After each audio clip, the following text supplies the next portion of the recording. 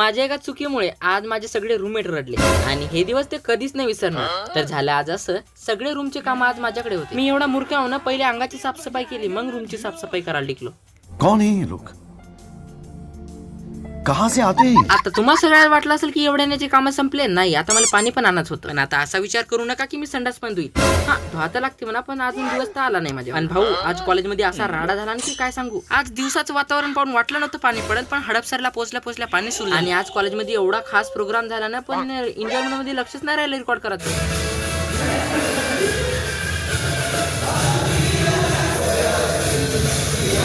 जीवाची खलीबली करून कॉलेजच्या कॅन्टीनवर जेवण करून मी संध्याकाळी निघलो होतो आपल्या हॉस्टेलच्या दिशेने. टाइम तर एवढा झाला नव्हता, पण माझ्या मित्राच्या गाडीवर इथं आलो. नंतर पोहोचलो मी हॉस्टेलला आणि आता जायचं होतं आम्हाला व्हेजिटेबल्स आणा. आणि भाजीपाल्यावाली मावशी एवढी गोड आहे ना की म्हणे तुला कढीपत्ता आणि संभार जेवढा लागते ना तेवढा घेऊन जा. असं नाही की मावशीने फ्री मध्ये दिलं, 5 रुपये घेतले, पण 5 रुपयात येते तरी काय. हॉस्टेलवर आल्याच्या नंतर मित्रांना आलूले कांद्याले टमाट्याला जीवाने मारून माझे रूममेट म्हणत होते की तू थोडा ऐकल्याचं खाऊन दाखवतो. आमचे दाखव, आम्ही बी माणसं. माझ्या मित्राचं थोडा या कारणाने दाखवत नाही कारण की त्यांनी दिशा लागले, बेमार गिमार पडले. तर ते सगळं झालं आणि आपल्या भातात आपण पाणी टाकून दिलं. कढीपत्त्यानंतर तेलात सोडून दिले होते आणि आपल्या गावठी पुलावले झाकून ठेवून शिजू दिलं. ते सगळं एवढा फास्ट मध्ये झाले की आलू उरलेले त्यांचा जिरा आलू करून टाकला. जेवढं जिरा टाकलं ते तर कढईला चिपकून बसलं आणि जे नव्हतं व्हायचं तेच झालं.